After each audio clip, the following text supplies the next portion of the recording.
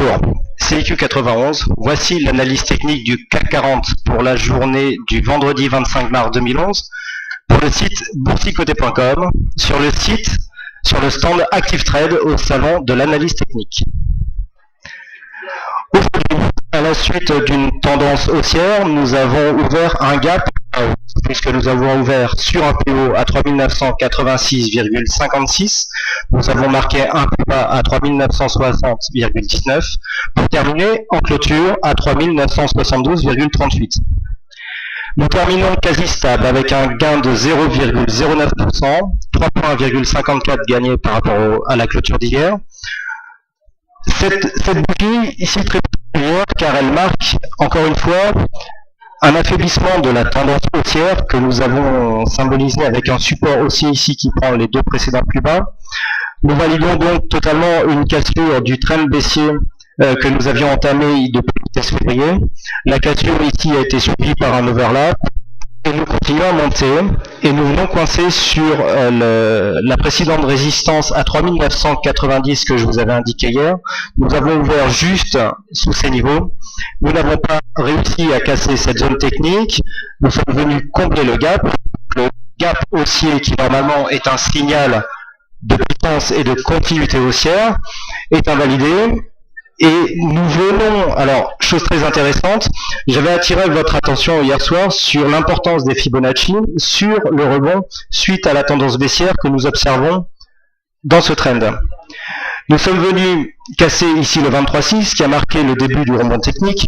Nous sommes venus juste marquer un plus haut juste sous le retracement des 38,2 que nous avons ici à 3866,5. Nous avons ici marqué une petite pause juste sur les 50.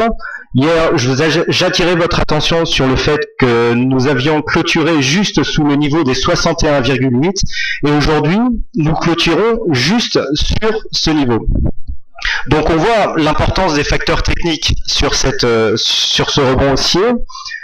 Le problème, c'est que au niveau des indicateurs, nous avons depuis maintenant quelques jours un affaiblissement des volumes, puisque les volumes baissent en continu. Vous voyez le petit pointillé rouge ici qui correspond à la moyenne mobile des 20 jours, sur les 20 derniers jours des volumes, de l'évolution des volumes. Nous sommes encore en baisse par rapport aux précédentes séances, alors que la tendance est haussière. Il s'agit donc bien d'un essoufflement. La volatilité baisse aussi. Tant que nous sommes au-dessus de ce support haussier, la tendance reste haussière, mais au niveau de la dynamique, dès que l'on va casser, on confirmera avec une cassure potentielle du niveau à 3950, on pourrait avoir un retracement par rapport à ce rebond technique. Par rapport à la tendance que nous avons, qui constitue ici les bases des retracements de Fibonacci. Nous venons valider aujourd'hui une attaque haussière du niveau 61,8 qui correspond, si on clôture au-dessus de ces niveaux, à une probabilité plus forte de retracer l'intégralité de la tendance. Là, nous venons marquer juste une ouverture et nous avons vu que les acheteurs il y a une incapacité des acheteurs de garder ces zones de cotation et donc nous sommes venus clôturer juste sous ce niveau.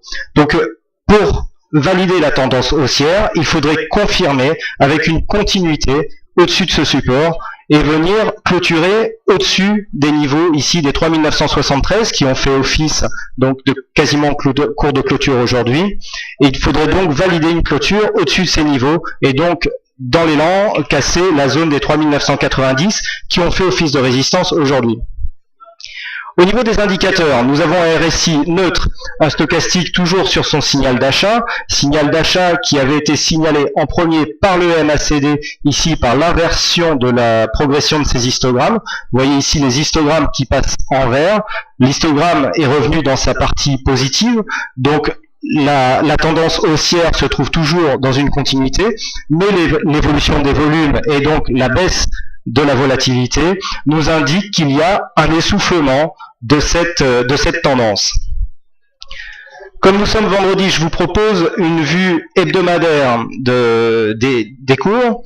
Donc, on voit bien que la tendance ici qui était supportée par ce support haussier depuis la période depuis fin juin 2010, qui nous avait porté jusque la cassure ici que nous avons connue il y a 2 semaines. Nous avons eu une attaque qui s'est arrêtée juste sur le bas des Bollinger inférieurs, et nous venons valider cette cassure en revenant sous ce support, le marquer comme une résistance. Ce genre de configuration en overlap marque, en général, c'est toujours une probabilité, on parle de probabilité en analyse technique. Ce retour sous la résistance, enfin sous le support qui est devenu résistance, serait en phase de confirmer la cassure de ce support, et donc on pourrait bien assister à un retour de la baisse sur les prochaines séances. Donc d'un point de vue moyen terme, le biais, en cassant ici la dynamique, passe dans une tendance neutre. Nous pouvons casser la zone des 3800 points, qui a été une zone de support assez solide, puisque même si elle a été attaquée la semaine dernière, nous sommes venus clôturer au-dessus.